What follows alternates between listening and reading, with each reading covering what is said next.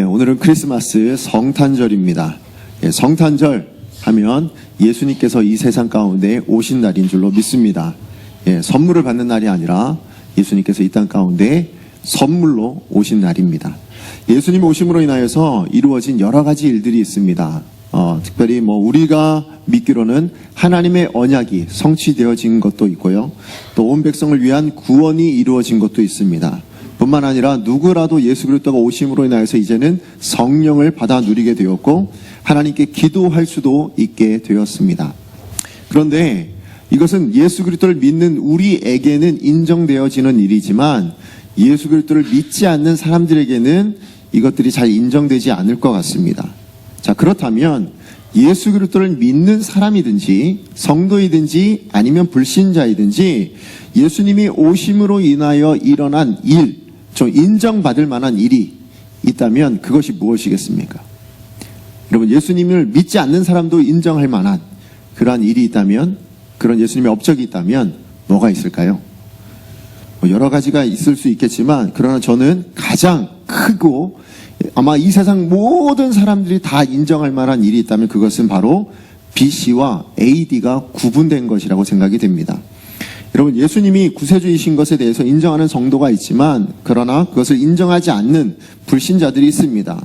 그런데 이 땅의 첫 번째 성탄절로 인해서 세상의 역사가 예수님이 아직 오시지 않았던 역사, 그래서 비포 크라이스트 해서 BC죠. 그리고 예수님이 오신 이후의 역사인 그래서 아노 도미니, 주의 해라는 뜻입니다. 주님의 해라는 뜻이거든요. 이렇게 나뉘어지게 된 것, 이것은 누구라도 자연스럽게 아마 온 세상 모든 사람들이 다 받아들이고 있을 줄로 압니다. 심지어는 우리 지금 이 자리에 함께한 우리 자녀들도 BC와 AD 정도는 구분할 줄 아는 그렇게 우리는 사용하고 있습니다. 그러고 보면 정말로 이 BC와 AD라는 이 구분, 명확한 구분이 일어나게 된 그 중심에는 예수 그리스도의 오심이 있었던 것처럼 저와 여러분의 인생에도 바로 이 모습들이 있지 않을까 생각합니다. 무슨 얘기냐면 저와 여러분이 예수 그리스도를 믿지 않았던 BC와 같은 때가 있는가 하면 예수 그리스도가 우리 마음 가운데 임재하시고 믿어진 이후에 AD와 같은 그러한 삶의 구분이 있다라는 것입니다. 그런데 여기서 질문을 좀 드리고 싶어요. 무슨 얘기냐면 그런 변화, BC와 AD가 명확하게 세상 역사에서는 구분이 되어지고 있는데 저와 여러분의 인생에서는 바로 이 BC와 AD가 구분이 되고 있나요? 아니면 여러분의 삶 가운데는 좀 이런 차이가 좀 있으십니까? 나는 예수님 믿기 전에는 좀 이랬는데 예수님 믿고 난 이후에는 이렇게 변화되었다라는 이런 모습들이 여러분 가운데 있냐는 것입니다. 제가 어제 길병원에 어느 성도님이 암으로 지난주에 수술을 하셨는데 제가 그때 새벽에 수술을 받으셨거든요. 그래서 제가 새벽 예배 인도여가지고 그래서 찾아뵙질 못했었어요. 그게 마음에 걸려가지고 그래서 어저께 제가 이제 찾아뵈었습니다. 병원에. 사실은 가서 이제 그분이 무슨 수술을 하셨냐면 임파선에 암이 있으셔서 그것 때문에 수술을 하신 거예요. 처음에는 그냥 암이 한 1cm 정도인데 그게 한 2기 정도 된다고. 처음에는 그냥 1기 정도인 줄 알았는데 막상 보니까 2기였다고 하시더라고요. 그래서 그 2기 때문에 수술을 해야 돼서 가셨는데 그런데 이제 그 수술을 하다 보니까 옆에 숨어있는 1.8cm짜리에 또 다른 암이 또 하나 더 발견이 된 거예요. 그래가지고 그것까지 다 수술을 하는 그런 수술을 하신 분이십니다. 근데 제가 그 얘기를 들으면서 이제 권영호 목사님이랑 같이 이렇게 신방을 가면서 제 마음 안에 어떤 마음이 들었냐면 이분을 어떻게 위로해야 될까? 이분을 뭐라고 위로를 해야 될까? 하나님, 제가 어떤 말씀으로 이분을 위로할까요? 라는 마음으로 내내 기도하면서 그렇게 갔거든요. 그래 갔는데 어떤 일이 있었냐면 제가 오히려 도전을 받고 왔어요. 무슨 얘기냐면 그분이 저희 교회에 나오신 지는 얼마 안 되셨더라고요. 초신자세요. 3월에 예수 그리스도를 교회를 다니게 되었고 근데 우리 교회는 5월인가 6월 달에 오신 거예요. 그러고 나니까 크게 신앙생활 오래 하신 분이 아니잖아요. 그런데 이분이 너무 밝은 거예요. 제가 병원에 갔는데 너무 미소를 지으시면서 밝게 맞이해 주시면서 하시는 얘기가 뭐냐면 그러니까 예수님께서 나를 지켜주셔서 수술이 너무 잘 됐고요. 그 다음 또 하나는 얘기는 뭐냐면 그 암이 하나도 발견됐잖아요. 근데 그걸 모르고 수술을 하게 해주셔서 너무 감사하다는 거예요. 그러니까 그거 하나 더 있어서 막 불평이고 원망이 아니라 오히려 그냥 그걸 모르고 수술하게 해주셔서 제가 너무 평안한 마음 가운데 수술실로 들어갈 수 있었고 또 그 수술실에 들어갈 때 평안한 마음도 내가 예수님 때문에 평안할 수 있었습니다. 이렇게 얘기를 하시는 거예요. 초신자에게. 저는 분명히 위로하러 갔는데 그분이 오히려 저한테 그런 도전을 주시더라고요. 그러면서 제가 더 조금 도전을 받았던 게 뭐였냐면 바로 옆에 계신 그 옆자리에 계신 또 똑같이 암 수술을 하러 들어오신 분이 계신데 너무 두려워하시더라는 거예요. 그분은 너무너무 두려워하셔서 그래서 자기가 수술 받았던 모든 절차를 다 얘기를 해주면서 기도를 해주셨다는 거예요. 그러면서 이제 내가 이 예수님 때문에 나는 평안했다라고 얘기하시면서 그 옆에서 그분을 위해서 기도를 해주셨다라고 하시는 그 얘기를 들으면서 제 안에 오늘 이 설교를 준비하면서 딱 그 모습이 떠올랐어요. 무슨 얘기냐면 한쪽에서는 두려워하고 있는 모습, 그죠? 예수 그리스도를 알지 못하고 잊지 않아서 두려워하는 모습이 있다면 예수 그리스도를 믿고 정말 믿지 얼마 안 됐지만 그러나 예수 그리스도를 믿었다는 그 예수 그리스도와 나와 함께 하신다는 그 이유 하나만으로 평안하게 수술을 받고 너무나도 기뻐하시고 너무나도 감사해하고 계시는 그분을 보면서 이게 정말 BC와 AD의 우리 인생에 예수님이 없었을 때의 모습과 있는 모습의 다름이 아닐까라는 생각을 해보게 되었습니다.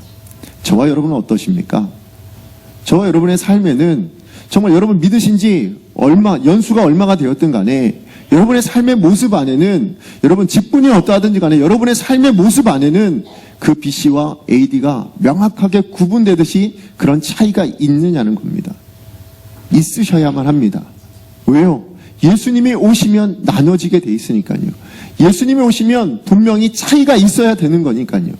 이게 없으면 어떤 일이 있습니까? 이게 없기 때문에 어쩌면 우리 한국교회, 이 기독교가 세상 사람들로부터 멸시를 당하거나 아니면 질타를 받고 있거나 하는 이유가 아닐까. 아니면 우리가 그런 모든 기독교의 모든 영향력들을 잃어버리고 있는 이유는 바로 그런 차이가 나타나고 있지 않기 때문에 그저 예수님 믿는 거나 믿지 않았을 때나 별반 차이가 없는 모습들 때문에 세상 사람들이 우리를 그렇게 바라보고 있는 것은 아닐까라는 생각들을 해보게 되었습니다. 근데 사실은 예수 그리스도로 말미암은 이런 예수님이 우리 가운데 오셨을 때와 오지 않았을 때의 모습은 그런 분명한 모습들은 성경에도 분명하게 보여주고 있습니다. 특별히 오늘 우리가 읽었던 1절부터 7절까지의 말씀에서도 보면 본문에 드러나는 두드러진 특징이 있는데 그게 뭐냐면요. 그 전에는 이라고 표현되고 아니면 옛적에는 이라고 표현되어지는 그 모든 내용들이 어떠냐면 고통입니다. 아니면 흑암입니다. 멸심입니다. 사망의 그늘질 땅 이렇게 표현되고 있습니다. 그런데 그 후에는 이라고 되어지는 그 상황은 어떠냐면 즐거움입니다. 아니면 빛입니다. 아니면 영화로움입니다. 이렇게 뭔가 그 흙과 백으로 나뉘어지듯이 분명하게 구별되어지는 그런 차이점이 나타나고 있는 것이 오늘 저와 여러분이 읽었던 본문의 내용들입니다. 자, 그렇다면 이와 같이 구분되어지는 원인이 어디 있냐는 거예요. 어떻게 오늘 본문에 이렇게 흙과 백이 나누어지듯이 그렇게 나누어질 수 있는가? 그 원인이 무엇이었는가? 왜 흑암이 있고 빛이 있고 왜 고통이 있고 즐거움이 있고 왜 사망의 그늘진 땅이 있는가 하면 영화로움이 있는가? 그 차이가 어디서 나왔는가라는 것이 바로 6절 말씀입니다. 우리 6절 말씀 같이 한번 읽어보겠습니다. 시작. 이는 한 아기가 우리에게서 낳고 한 아들을 우리에게 주신 바 되었는데 그의 어깨에는 정사를 메었고 그의 이름은 기묘자라 모사라 전능하신 하나님이라 영존하시는 아버지라 평강의 왕이라 할 것임이라. 지금 우리말로는 이는이라고 시작하고 있지 않습니까? 근데 이 이는이라는 원어가 뭐냐면 히브리어로 키라는 단어예요. 키. 근데 이 키라는 단어는 뭐냐면 이유나 원인을 나타낼 때 쓰는 접속사입니다. 그러니까 무슨 얘기냐면 이는 한 아기가 태어났다 이 얘기는 뭐냐면 왜냐하면 앞서 5절까지 나왔던 이 모든 일들이 일어난 이유 그 원인이 무엇인가 하면 이라고 이야기를 하고 그 다음 얘기가 나온 겁니다. 그 다음 얘기가 무엇입니까? 한 아기가 우리에게 낳기 때문입니다 라고 표현하고 있는 겁니다. 그 그 아기가 누구입니까? 예, 그 아기가 바로 예수 그리스도 메시아이신 줄로 믿습니다. 예수가 나시기 전에는 흑암이었습니다. 그런데 예수가 나시기 전에는 고통이었고, 예수가 있기 전에는 멸시와 사망에 그늘진 땅이었다면, 그 아기가 이 땅 가운데 오심으로 말미암아, 나심으로 말미암아서는 빛이 되고 영화로움이 되고 즐거움이 가득한 곳으로 변하게 되었다. 그런 변화를 만들어내셨다라고 오늘 성경은 말씀해주고 있는 것입니다. 그런 면에서 다시 한번 말씀드립니다. 여러분의 삶은 어떻습니까? 여전히 흑암 가운데 계십니까? 여전히 낙심 가운데 계십니까? 여전히 어떤 절망 가운데, 고통 가운데 그냥 그렇게 계십니까? 아니면 예수 그리스도로 말미암아 빛을 찾고 계십니까? 빛을 누리고 계십니까? 즐거움과 기쁨이 오늘 이 성탄절 가운데 여러분 가지고 계시냐는 거예요. 오늘 성탄절이지 않습니까? 그런데 이 자리에 나오신 여러분의 모습 한번, 옆모습 한번 보실래요? 웃고 계십니까? 아니면 인상 쓰고 계시지 않습니까? 저를 이렇게 째려보고 계세요. 네. 우리 성탄절입니다. 정말 기뻐하고 즐거워해야 될 그런 날임에도 불구하고 혹시 여러분 마음 안에 혹시 어떤 마음으로 오셨냐는 거예요. 그런데 여러분 이 자리에 오실 때 무슨 마음으로 오셨어요? 어떤 예배를 드리러 왔습니까? 성탄절 감사 예배를 드리러 오신 거 아닙니까? 그럼에도 불구하고 여전히 여러분 마음 가운데 다른 마음들이 있다면, 예, 기쁨이 없고 즐거움이 없고 감사가 없고 이 모든 것들이 여러분 마음 가운데 있지 않다면, 그럼 여러분 마음 안에 성탄절은 있었지만 그 안에 예수가 없는 겁니다. 여러분 마음 안에 예수가 안 계신 겁니다. 예수가 아직 여러분 마음 가운데 오시지 않았기 때문에 여러분 그 예수를 여러분 마음 가운데 모셔드리지 못하고 있기 때문인 것 같습니다. 그러므로 아직 늦지 않았습니다. 여러분 이 시간, 지금 이 시간이라도 여러분 예수 그리스도 내 마음 가운데 오십시오. 제 마음의 문을 열겠습니다. 주님이 오셔서 내 안에 계셔 주십시오. 그러면 어떻게 될까요? 하나님께서 반드시 여러분의 마음의 기쁨과 즐거움과 빛을 비춰주실 줄로 믿습니다. 예, 저는 확신합니다. 제가 왜 이걸 장담할 수 있을까요? 오늘 말씀해 보니까요, 좀 특이하더라고요. 이게 무슨 얘기냐면, 제가 이렇게 주석이랑 막 찾아보고 연구를 하다가 발견한 게 하나 있어요. 뭐냐면, 지금 1절부터 그 6절까지에 나온 동사들이에요, 동사들.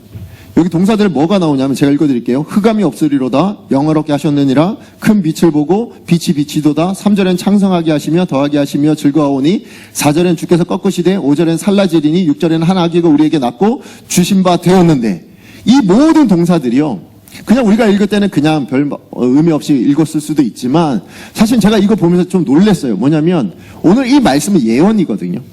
그렇잖아요. 지금 이사야가 이렇게 예언했지만 막상 아기는 언제 왔습니까? 이사야 이후에 700년이 지난 이후에 있은 일이거든요. 이 아기는 700여 년 지났습니다. 지나서 일어난 일입니다. 자, 그런데 BC, 그러니까 이사야가 선지자가 활동했던 데가 BC 700년 때, 그때 활동했던 선지자니까 AD 0, 이날 예수님이 태어나신 거 아닙니까? 그러니까 700년이란 긴 시간이 지나고 나야 이루어질 일인 겁니다. 그걸 미리 예언하고 있는 거거든요. 그런데 이 동사들이 제가 보니까 히브리 원어로 뭐라고 되어 있냐면 완료형입니다.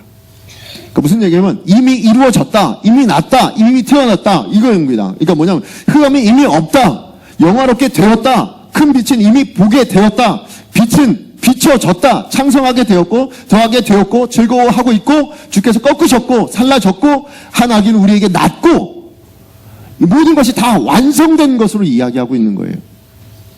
아니, 이 이사야가 공부를 안 해서 그럴까요?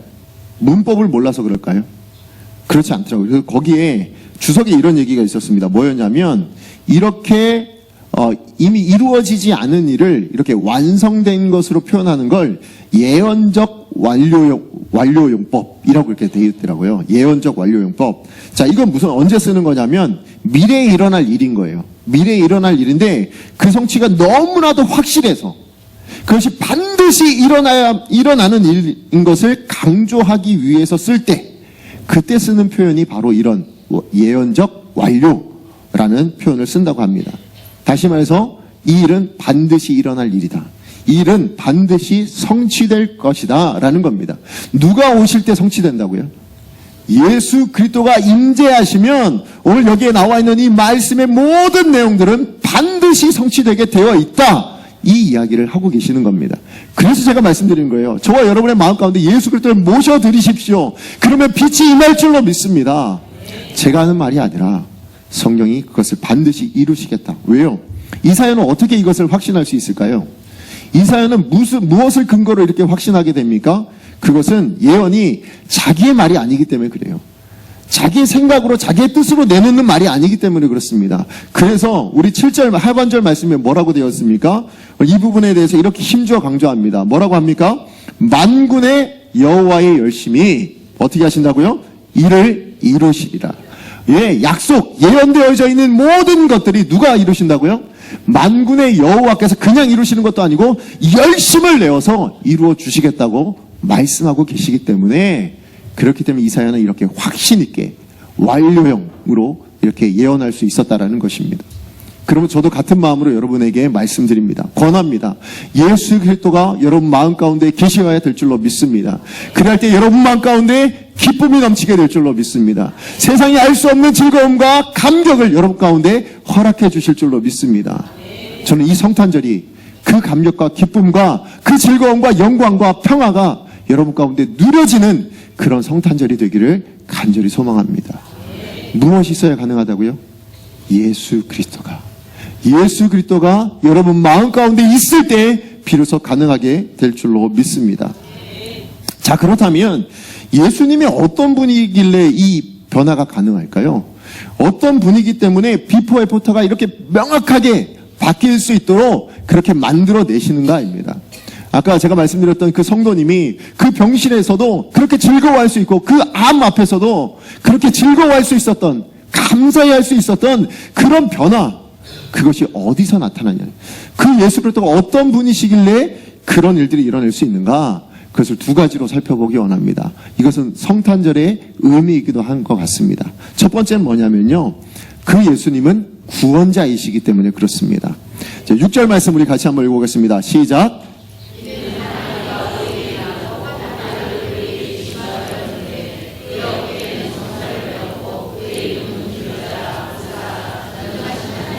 영존하신 아버지라 평강의 왕이라 할 것임이라. 아멘. 자, 지금 이제 이스라엘 백성들 안에 지금 아기로 말미암아서 굉장히 많은 변화들이 일어날 것에 대해서 이야기하는데요. 근데 그 변화가 일어나기 전 그 모습, 아까 제가 고통이라 말씀드렸고 흑암이라 말씀드렸는데, 실제 그 모습들이 어디에 나타나냐면 우리가 바로 읽었던 1절 바로 전, 그러니까 9장 1절 바로 전에 8장 21절에서 22절에 이스라엘의 현재의 모습에 대해서 이야기해주고 있는데, 우리 같이 한번 읽어보겠습니다. 시작. 이 땅으로 헤매며 권고하며 굶주릴 것이라.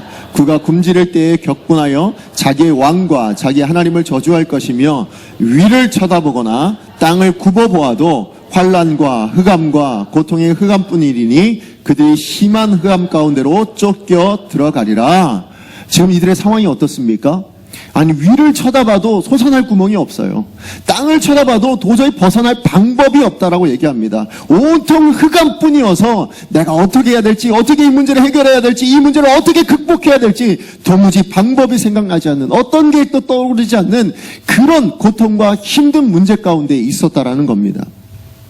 그야말로 우리 시편 23편 말씀처럼 사망의 음침한 골짜기 가운데 빠져있는 그런 이스라엘 백성들의 모습이었다는 겁니다. 근데 사실은 이스라엘 백성들이 누굽니까? 하나님의 택하신 백성 아닙니까? 다윗의 말로 하면 뭡니까? 사실은 하나님의 군대가 바로 이스라엘이었습니다. 그런데 어떻게 지금 이런 상황이 되었을까요? 어떻게 이런 고난 가운데, 이런 힘든 가운데, 사면초가의 상황 가운데 지금 빠져있냐는 겁니다. 이들에게 무슨 일이 일어났길래, 어떤 일 때문에 이렇게 되었는가? 이것을 알려면 오늘 본문의 배경을 조금 아셔야 됩니다. 오늘 본문의 배경은 뭐냐면 이사야서 7장부터 나오는데요. 그 배경이 뭐냐면 북이스라엘이라는 이 나라가 이제 남유다와 북이스라엘로 나뉘어져 있을 때 북이스라엘이라는 나라가 옆나라 아람이랑 동맹을 맺습니다. 그리고 어떠냐면 남유다를 쳐들어옵니다.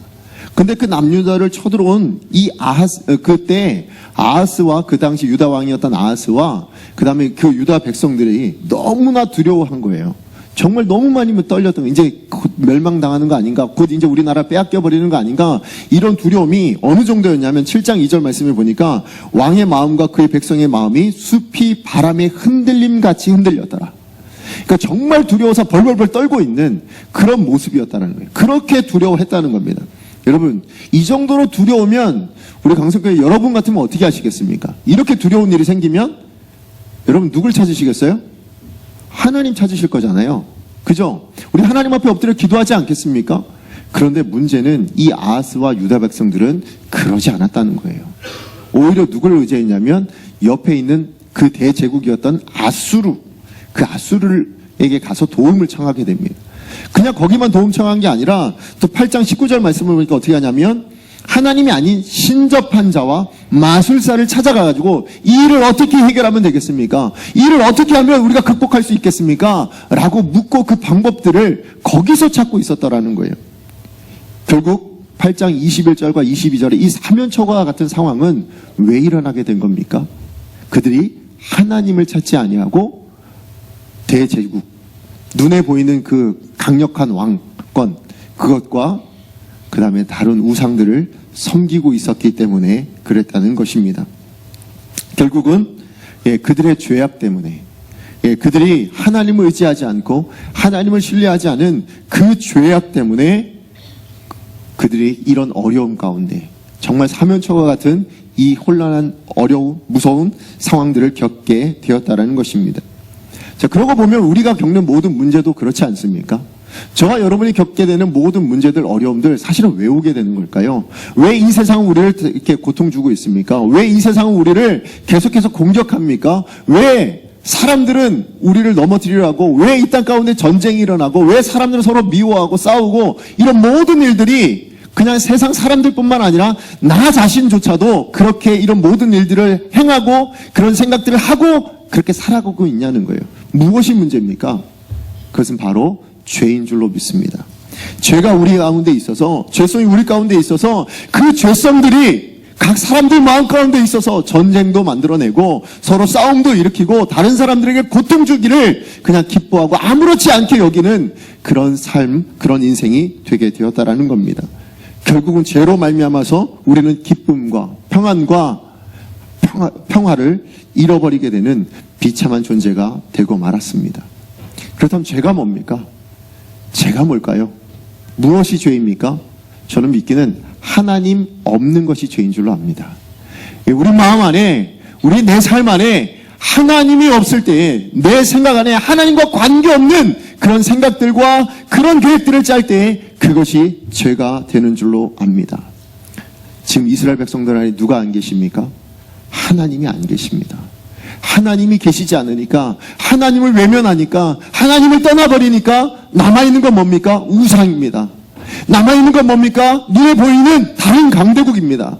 하나님이 계시지 않으니 죄악된 것을 선택할 수밖에 없게 되더라는 겁니다.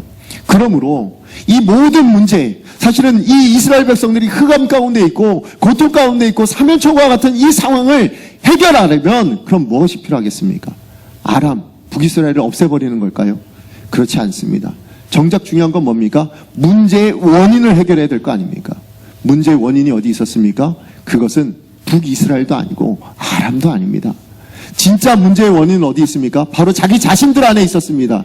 그게 무엇입니까? 바로 죄였다는 겁니다. 하나님을 없게 만들었고, 하나님을 외면했고, 하나님을 거절했던, 그리고 우상을 찾았던, 아니면 내 눈에 보이는 내 것을 찾았던, 아니면 다른 이 세상 것들을 찾고 있었던 그들의 죄가 저들의 문제를 만들어냈고 저들의 어려움을 가져오게 되었다라는 것입니다. 그래서 예수님은 무엇으로 오신 겁니까? 북이스라엘 해결해 주시기 위해서, 아람을 없애주시기 위해서 오신 것이 아니라 무엇을 없애주시기 위해서요? 우리의 죄를 구원해 주시기 위해서, 우리의 죄 가운데서, 그 영원한 사망 가운데서 구원해 주시기 위해서 오신 줄로 믿습니다. 그래서 우리 6절 보니까 예수님을 뭐라고 표현하고 있냐면요, 여기 보면 굉장히 구원자로서 필요한 조건에 대해서 아주 분명하게 이야기를 하고 있습니다. 이건 굉장히 중요한 부분이거든요. 뭐냐면 6절 말씀해 보니까 아기로 오신 예수님이 어떤 분이라 얘기하냐면 이름을 얘기해 줍니다. 4가지 이름들이 나오잖아요. 근데 아기로 오셨는데 뭐라 하냐면 전능하신 하나님이라 얘기합니다. 그죠? 아들로 오신 예수님인데 그 이름이 영존하신 아버지라고 얘기합니다. 굉장히 모순적이지 않습니까? 아니, 아기로 육신의 몸으로 왔는데 하나님이라 얘기합니다. 아들로 왔는데 아버지라고 얘기합니다. 왜 이런 일들이 일어납니까? 왜 이 아기에 대해서, 이렇게 오신 예수님에 대해서 이렇게 표현하고 있냐는 거예요. 이것은 의미가 있고 의도가 있습니다. 무슨 얘기냐면 구원자의 조건이거든요. 여러분, 구원자의 조건이 뭡니까? 이 땅에 우리 모든 민족, 우리 모든 사람들을 구원하시기 위한 그 구원자의 조건이 무엇입니까? 첫 번째는 사람이셔야만 했습니다. 왜요? 우리가 죄를 졌으니까. 처음 아담이 범죄한 이후로 우리 모든 사람이 죄 가운데 있게 되었지 않았습니까? 사람이 범죄했습니다. 그러므로 그 죄를 담당해야 되는 재물은 무엇이어야 합니까? 사람이어야만 했습니다. 온전한 사람, 완전한 사람이어야만 했습니다. 그런데 문제가 있어요. 뭐예요? 사람은 모두가 다 죄가 있는 거예요. 죄 없는 사람이 없습니다. 그래서 로마서 3장 23절에 뭐라고 얘기합니까? 모든 사람이 죄를 범하였음에 뭐라고요? 하나님의 영광에 이르지 못한다고. 예, 어떤 사람, 어떤 일부분의 사람만 죄를 범한 것이 아니라 모든 사람이 죄를 범하였기 때문에. 그래서 자기 죄 담당하기도 버겁습니다. 그 죄로 심판받아도 마땅한 것이 우리들입니다. 그런데 어떻게 다른 사람의 죄를 담당할 수 있겠습니까? 어찌 우리가 다른 사람의 죄를 대신 진다 말할 수 있겠습니까? 사람으로서는 다른 사람의 죄를 대신 질 수가 없었던 겁니다. 그래서 어떻게 하십니까? 하나님이 오셔야만 했습니다. 그래서 완전한 하나님이셔야만 했습니다. 왜요? 죄 없으셔야 했기 때문에. 거기서 더 나아가서 어떤 부분이 필요합니까? 아담으로부터 시작해서 이 땅에 마지막 예수 그리스도가 다시 오실 그날 태어날 그 마지막 사람까지의 모든 죄를 다 한꺼번에 아울러 용서하실 수 있는 분은 누구밖에 없으실까요? 예, 한 사람이 혹 어떤 사람이 죄를 범하지 않아서 그 대신 죄를 졌다고 합시다. 그럼 그 사람은 누구요? 한 사람의 죄만 대신 질 수밖에 없지 않아요. 그러니까 하나님이셔야 하는 이유는 뭐냐면 그가 죄가 없는 분이셔야 하지만 또 한편으로는 모든 사람, 오고 오는 모든 세대의 사람들의 죄를 담당하셔야 했기 때문에 누구이셔야 했다고요? 하나님이셔야 했다는 겁니다. 그래서 예수 그리스도는 어떤 분이십니까? 참 사람이신 동시에 뭐라고요? 참 하나님이신 분이십니다. 그렇기 때문에 우리의 구세주가 되어주시고 구원자가 되어주실 수 있었던 것입니다. 그런데 그것을 오늘 이 6절 가운데 말씀하고 있는 겁니다. 이 6절 가운데 예언하면서 구세주로 구원자로 오신 예수 그리스도이심을 분명하게 보여주고 있는 것입니다. 어떻게 해요? 아기로 오셨는데 아버지 하나님, 전능하신 하나님이십니다. 아들로 오셨는데 영존하신 아버지라 말씀하고 있습니다. 예, 그렇게 오셨습니다. 이 아기는 하나님이 육신을 입어 이 땅 가운데 오신 줄로 믿습니다. 왜 오셨습니까? 우리의 모든 죄를, 우리의 모든 문제의 어떤 현상들을 해결하기 위해서 오신 것이 아니라 그 문제의 근본 원인이 되는 우리의 죄악을 용서해 주시기 위해서, 그 죄로부터 우리를 구원해 주시기 위해서 오신 분이십니다. 그러므로 성탄절은 어떤 날입니까? 우리를 구원해 주시기 위해서 아들이 오신 날인 줄로 믿습니다. 예, 그것에 대한 감격과 기쁨이 있으셔야 되는 거예요. 우리는 이 땅 가운데 있는 사람들과 다릅니다. 왜요? 우리는 구원받은 자이기 때문에 그렇습니다. 세상이 알지 못하는 그 구원의 기쁨과 감격이 우리 가운데 있기 때문에 그렇습니다. 여러분 기쁨이 없으십니까? 그건 여러분 현상 때문에 그렇습니다. 현상적으로 보니까 나는 돈도 없고, 현상적으로 보니까 나는 뭐도 없고, 현상적으로 보니까 나는 이것도 없고 저것도 없고 저것도 없다. 그래서 나는 슬프다. 입니까? 아니요. 그러나 하나님은 말씀하십니다. 넌 세상이 가지지 못한 것 가졌다. 너는 세상이 가지지 못했던 것 넌 누렸다. 라고 얘기합니다. 그게 무엇입니까? 세상에 둘도 없는 하나님의 독생자이신 그 예수 그리스도의 생명이 저와 여러분에게 주어진 줄로 믿습니다. 그것을 주시기 위해서 이 땅 가운데 성탄절이 있게 하셨습니다. 여러분 그 예수 그리스도의 생명이 저와 여러분의 것인 줄로 믿습니다. 그 예수 그리스도의 그 생명으로 말미암아 여러분 기뻐하셨으면 좋겠습니다. 이 성탄절만이라도 내게 있는 모든 것을 내려놓고 지금 내가 가지고 있는 그 구원의 감격, 지금 세상 사람들이 다 유흥 가운데 아니면 뭐 어딘가 놀러가고 어디가 다른 자리에 있음에도 불구하고 저와 여러분이 이 자리에 있을 수 있는 그 생명의 자리, 그 생명의 감격 저와 여러분이 누릴 수 있는 그런 이 시간 되었으면 좋겠습니다. 두 번째는 예수님은 어떤 분이시기에 우리의 삶의 비포 애프터가 분명할 수 있냐면 통치자이시기 때문에 그렇습니다. 7절 말씀 보겠습니다. 함께 읽겠습니다. 그 정사와 평강의 더함이 무궁하며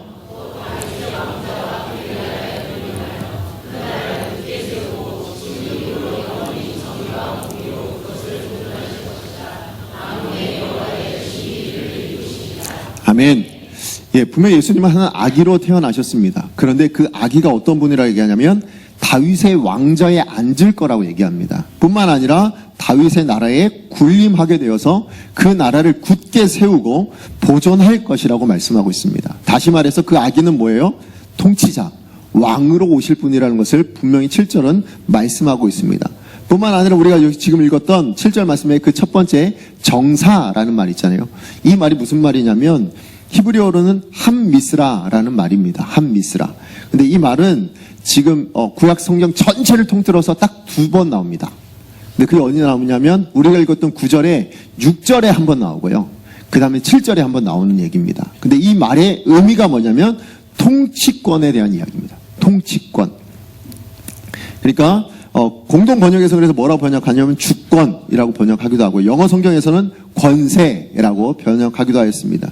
그게 주권이든 권세든 아니면 통치권이든 정사란 이 말은 뭐예요? 한마디로 다스리는 어떤 영향력 아니면 그 통치 이것을 분명하게 이야기하고 있습니다. 그러므로 한 아기로 오신 이 예수 그리스도는 우리를 다스리시는 왕이신 줄로 믿습니다. 예, 이스라엘을 다스리는 왕이실 뿐만 아니라 우리 모든 믿는 하나님의 백성들을 다스리시는 왕이 되실 줄로 믿습니다. 그래서 우리 지난주에 주일날 말씀드렸던 그 유대인의 동방 박사가 와서 뭐라고 얘기하죠? 헤롯한테 유대인의 왕이 어디서 났느냐라고 묻지 않습니까? 그랬을 때 이 헤롯이 그래 그 유대인의 왕을 들어 그리스도라라고 말씀하고 있습니다. 구원자이신 그분은 왕이다라는 표현입니다. 그렇습니다. 저와 여러분을 구원하신 그분은 어떤 분이시라고요? 다스리시는 왕이신 줄로 믿습니다. 우리를 통치하시는 분이신 줄로 믿습니다. 사실은 AD도 그런 의미에서 쓰여지는 겁니다. 무슨 얘기냐면 AD가 연호라는 말 혹시 아세요? 연호? 연호가 뭐냐면 어떤 왕이 딱 즉위한 이후에 몇 년을 다스렸을 때 쓰는 그 횟수를 세는 겁니다. 그게 연호예요. 그래서 제가 확인해 보니까 한글이 처음 만들어진 건 세종 25년에 그러니까 세종대왕 25년 때 25년 왕이 되어서 25년이 지난 다음에 만들어졌고 반포가 된 건 28년에 만들어졌다고 합니다. 이렇게 25년 누구 25년 누구 28년 뭐 이렇게 되어지는 그게 연호거든요. 근데 오늘 AD라는 것도 뭡니까? 주의 해입니다. 주의 해. 예수님이 오신 이후로 1년 2년 해서 지금 언제입니까? 2019년 이 연호를 사용하고 있습니다. 사람들이 알든 모르든 그것을 의식하든 의식하지 못하든 이 연호를 사용하고 있다는 거예요. 그럼 무슨 얘기입니까? 사람들이 무의식이지만 그러나 주가 누구라고요? 왕이십니다. 주가 통치자이십니다. 이걸 인정하고 있다고요. 온 세상이 그것을 인정하고 있다고요. 그것을 인식하든 인식하지 못하든 세상이 이 2019년 이 말을 쓴다라는 것은 성탄절은 예수 그리스도가 왕으로 오신 날입니다 라는 것을 분명하게 보여주시는 겁니다. 그렇습니다. 예수 그리스도는 만왕의 왕인 줄로 믿습니다.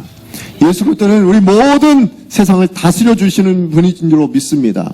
왜 제가 모든 세상을 얘기했냐면 우리가 자칫 잘못하면 그냥 우리만 다스리시는 것으로 오해하기가 쉬워요. 그런데 오늘 본문에 있는 말씀을 보면 무엇을 다스리십니까? 그냥 다윗의 나라만 다스리나요? 그러지 않아요. 흑암을 다스리십니다. 예, 사망을 다스리십니다. 예, 고통을 다스려 주십니다. 그래서 그것이 변하여 무엇을 만드십니까? 기쁨이 되고 빛이 되고 영화로움으로 바꿔주시더라는 거예요. 그러니까 예수 그리스도는 모든 것을 다스려 주시는 만왕의 왕인 줄로 믿습니다. 자, 그런데 그 예수님은 무엇으로 다스리실까요? 정말 감사한 건 제가 이 말씀을 보면서 와, 이렇게 다스려 주시는구나. 왜요? 세상의 왕은 무엇으로 다스립니까? 우리나라 지도자들 요즘 예전에는 뭘로 다스렸어요? 사람들이 혼을 빼기 위해서 뭐요? 스포츠 쓰고, 예, 아니면 뭐 돈, 아니면 또 뭐요? 성, 뭐 이런 거 썼잖아요. 아니면 그 이전에 뭘 썼습니까? 왕들은 무력을 쓰든지 아니면 뭐 다른 것들, 뭐 이런 것들을 많이 쓰지 않았습니까? 압제를 쓰든지. 애굽에서는 뭘 썼습니까? 이스라엘 백성들을 압제하기 위해서 뭐예요? 노역하도록 해가지고 그래서 그들을 다스렸습니다. 그런데 우리의 왕 대신 예수님은 그렇게 다스리지 않는다는 거예요. 그 예수님은 무엇으로 다스리고 계시냐면 오늘 6절 말씀을 보니까 그 다스림에 대한 이야기로 이름이 나오고 있는 것을 보게 됩니다. 오늘 그 이름을 우리 4번 나오는데 한번 살펴보겠습니다. 6절 말씀 함께 읽어보겠습니다. 시작.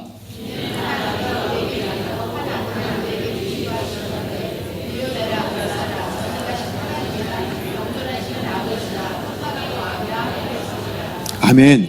자, 여기 보면 4가지 이름이 나옵니다. 사실은 5가지로 보이잖아요. 근데 기묘자라 모사라는 사실 이 기묘자가 분사형으로 쓰였거든요. 그러니까 무슨 얘기냐면, 그러니까 형용사로 이렇게 이게 뭐라 그래야 돼요? 수식을 해주는 거예요. 누구를 수식하냐면 앞에 모사를 수식하는 말이에요. 그러니까 기묘한 모사예요. 그러니까 이게 한 단어예요, 한 단어. 기묘한 모사. 이렇게 하나고, 전능하신 하나님이 하나고, 영존하신 아버지가 하나고, 평강의 왕이 하나입니다. 그렇습니다. 예수님은 우리를 다스려 주시는데요. 그 이름에 담겨져 있는 것을 가지고 우리를 다스려 주시는 분이시라는 거예요. 예수님이 여러분 가운데 임재하시면 예수님은 여러분에게 이런 다스리심을 보여주신다는 겁니다. 그럼 그 다스리심이 뭐냐? 첫 번째 뭡니까? 여러분의 삶이 혼란한 삶이 되어질 때, 아니면 정말 무엇을 결정해야 될지, 내가 어떤 걸 결정해야 될지 정말 봐도 모르겠고, 이렇게 가야 될지 저렇게 해야 될지, 내가 이걸 해야 될지 저걸 해야 될지 정말 아무것도 갈피를 못 잡고 있을 그때에 여러분 예수 그리스도를 여러분 마음 가운데 초청해 보십시오. 아니, 여러분이 예수 그리스도께 가보십시오. 그러면 예수 그리스도께서는 여러분에게 답을 주실 줄로 믿습니다. 왜요? 예수님 어떤 분이시기에? 기묘한 모사라 말씀하시기 때문에 그렇습니다. 기묘한 모사가 뭐냐면 놀라운 지혜자, 놀라운 상담가라고 얘기를 하십니다. 그 풍성한 지혜로, 그 놀라운 지혜로, 정말 형용할 수 없고 예측할 수 없는 그 모든 지혜를 가지고 우리를 알려주신다는 거예요. 옆에서 필요한 것들을 가르쳐 주신다는 거예요. 그게 기묘한 모사입니다. 그럼 여러분 삶이 힘드십니까? 여러분 삶에 정말 막막한 일들이 있습니까? 정말 어찌해야 될지 모를 때가 있습니까? 그때 예수 그리스도께 가시면 여러분 인생의 답을 보여주실 줄로 믿습니다. 여러분의 인생을 예수 그리스도께서 인도해 주실 줄로 믿습니다. 뿐만 아니라 또 여러분 원수와 맞서야 할 때, 아니면 정말 어려움을 당해야 될 때, 권력과 같이 정말 내 힘으로는 도저히 감당할 수 없는 어떤 문제들, 어려움들을 여러분 만나게 되실 때, 그때 어떻게 하시면 될까요? 예수 그리스도께 가십시오. 그러면 저 하나님의 전능이 여러분의 능력이 되게 해주실 줄로 믿습니다. 우리의 대적이 하나님의 대적이 되게 하여 주실 줄로 믿습니다. 그래서 하나님이 책임지는 인생 되게 해주실 줄로 믿습니다. 왜요? 우리 하나님은 어떤 하나님이요? 우리 예수님은 전능하신 하나님이라고 얘기하시기 때문에 그렇습니다. 그 하나님의 전능이 저와 여러분의 것이 되도록 만들어 주십니다. 누구한테 가면요? 예수 그리스도께 가면 그분은 전능하신 하나님으로 우리 가운데 나타내 주실 거라는 거예요. 때로는 어떤 일도 있습니까? 사망의 음침한 골짜기 같은, 그래서 홀로 걸는 듯한 그런 불안과 두려움을 겪어야 될 때도 있지 않습니까? 아니면 집 나간 탕자와 같이 죄책감에 휩싸여 있고, 아니면 정말 불안하고 비참한 가운데, 그런 상황 가운데 계실 때도 있지 않습니까? 그때도 우리는 어떻게 해야 됩니까? 변함없이 나를 기다리시는 아버지인 것처럼 그 예수 그리스도께 가셔야 될 줄로 믿습니다. 그러면 그 예수 그리스도께 가셨을 때 어떤 일이 일어납니까? 변함없이 나를 기다리시는 그 아버지, 무한한 사랑을 베풀어 주시길 원하시는 그 아버지, 단 한순간도 잊지 않으시고 우리를 기다려 주시는 그 아버지를 만나게 될 줄로 믿습니다. 왜요? 그분은 영존하신 아버지이시기 때문에 그렇습니다. 마지막으로 여러분 마음 가운데 다른 사람의 어떤 말이나 아니면 행동들, 아니면 그냥 다른 사람의 어떤 존재로 인해서도 마음에 분노가 가득하게 되고, 마음의 풍랑이 마치 일어날 것 같아서 배가 막 뒤집어지듯이 여러분의 심령이 막 뒤집어지고 분에 가득 차서 어떻게 할 수 없을 그때에 여러분 그래도 여러분 예수 그리스도께 가시기 바랍니다. 그러면 그 예수 그리스도가 어떻게 해요? 세상이 줄 수 없는 평화가 여러분 마음 가운데 평안함이 가득하여 샬롬이라고 마칠 수 있도록 하나님께서 역사해 주실 줄로 믿습니다. 왜요? 그 예수님 어떤 분이십니까? 평강의 왕이시기 때문에 그렇습니다. 여러분, 그렇습니다. 예수님은 우리를 구원해 주신 구원자로 이 땅 가운데 오셨습니다. 그러나 또 구원해 주신 이후에 네 마음대로 살아라, 이제는 네 뜻대로 살아라 라고 말씀하지 않으시고 여전히 무엇으로요? 다스려 주시는 분이시로, 통치자로 우리와 함께 해주시는 줄로 믿습니다. 우리는 이 성탄절에 구원자이신 예수 그리스도와 통치하시는 예수 그리스도가 저와 여러분의 삶 가운데 있음을 기억하여 주시길 바랍니다. 2019년 한 해 여러분 어떤 삶을 사셨는지 전 잘 모릅니다. 그러나 분명한 것은 여러분을 구원하신 것은 분명합니다. 그리고 여러분의 인생을 인도하여 주시고 다스려 주시고 계신 줄로 믿습니다. 그러나 그 다스림이 지금 내 뜻과 달라서 그것이 내 눈에 보이지 않아서 좀 낙심되고 아니면 의심이 들 수도 있을지 모르겠습니다. 그러나 기대하십시오. 여러분을 구원하신 그 예수 그리스도는 이 성탄절을 맞이하여 우리가 다시 한번 우리가 기대해야 될 것은 2020년을 다스려 주시고 통치해 주실 줄로 믿습니다. 그래서 하나님이 바라시고 뜻하시는 그 자리 분명히 가게 만들어 주실 줄로 믿습니다. 여러분, 우리 이번 성탄절 안에 세상과는 좀 다른, 세상 사람들이 비교할 수 없는 그런 기쁨과 감격이 있어야 될 줄로 믿습니다. 뿐만 아니라 예수 그리스도가 우리의 통치자가 되어주셔서 하나님 아버지께서 우리를 다스려 달라고 기도하셨으면 좋겠습니다.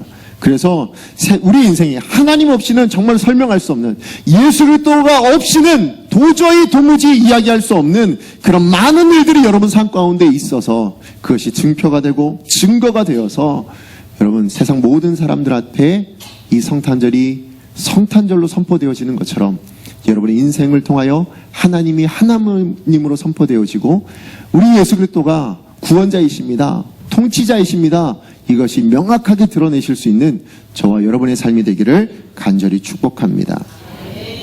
우리 주신 말씀 기억하면서 함께